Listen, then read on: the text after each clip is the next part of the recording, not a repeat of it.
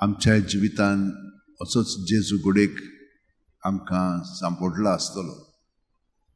आमी उलयतना घोडेक आमची काळजां उलपावल्या आसतलीं. तुमचे अणभव तशे आसतलेत, कित्याक ह्या अणभवाचेर आदारून आमच्या जिवितान तो सदांच आसा. कित्याक तो मरोंक ना, तो पुनर्जीवन जाल्लो आसा आनी आयज पर्यंत आमकां तर भावार्थ आसा जाल्यार आमच्यान ताका अणभवूंक जाता. आनी हाका लागून पळयात, आमी हांगसर येता. आमकां कसली गरज हांगसर येवपाची? सोयीन जाल्या म्हणून ना, पूण आमकां खरेपणी ताचो अणभव हांगसर घडटा. आमी हांगसर आयलीं म्हणटच आमकां खूब गोठाय मेळटा. ह्या संवसारांत पातोक सारकें शिंपडलेलें आसा, सगल्या कोनशांक तें सारकें पसरलेलें आसा आनी तें आमकां गिरासूंक सोदता. आनी खूब पाटी आमी पडटात पातकाच्या फासान, आनी तेन्ना तो आमचे सरशी आसा. त्या भावार्थान आमी ताका उलो मारीत जाल्यार तो आमकां रोखडोच वाटायता आनी आमकां बरें करता. कितलीं जाणां हे भाशेन जेजूचे अणभव घडोवन आपलें जिवीत बदलूंक लागलेलीं आसा. एक हांगसर अस्तरी आसा आमचे मदें, हांगसर आतां ती ना, पूण ती हिंदू, सदांच मिसाक येता हांगसर. आनी एकलीच तिका सगळीं तिची घरचीं नाकारतात, कित्याक ती क्रिस्तांव म्हणून.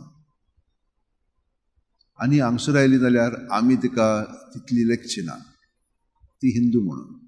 तिणें आजून बावतीज घेवंक ना, पूण जेजूचो अणभव तिका इतलो आसा. मिसाक आयली की ना तिका सारकी शांती मेळटा.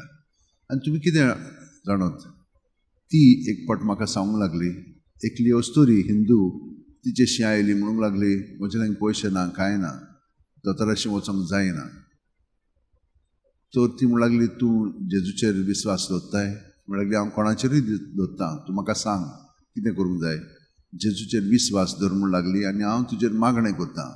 आनी जेजूच्या नांवान तिणें मागणें केलें आनी तिच्या दोळ्यांक तिणें बोटां लायलीं आनी ती अस्तरी बरी जाली.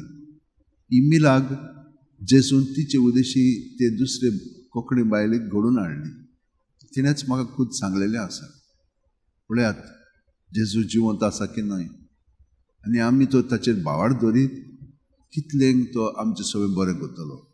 इतलो लोक म्हजेशी येतात, हांव कोणूच न्हय, पूण जेजूच्या नांवान ताका हांव म्हजे हात दवरतां ताचे तकलेर, आनी ती गेली म्हणटच खूब तांचे सगळे मिलाग्री जाल्ल्यो आसा म्हणून ती सांगतात.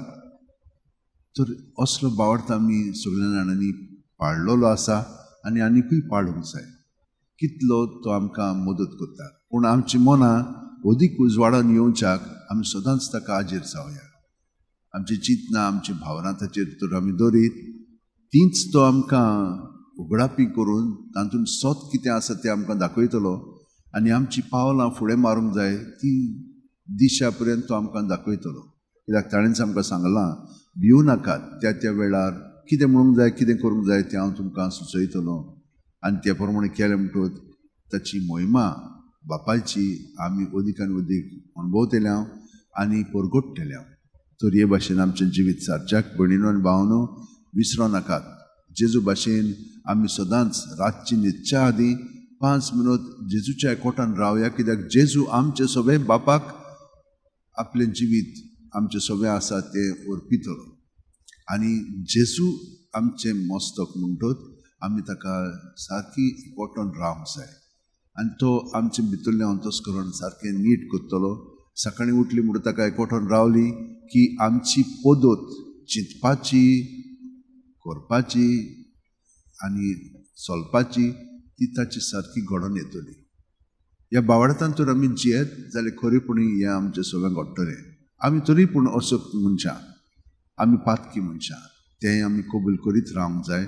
आनी एक खालतीकायेन ताचें जिवीत अदीक आनी अदीक आमच्या उतरांनी, कन्यांनी, चालींतल्यान परजणूक लागतलें. आमच्या आतो शेवटेन धरया, दोळे बंद करया. प्रत्येक सुस्कारांत तो आमचे कुडींत, मनांत, आत्म्यांत येता, ताका हाजीर जावया. आनी ह्या हाजीरपणान सगळे आमी ताका समोर पळोवया, आमचे भितर आसा तितलेंय.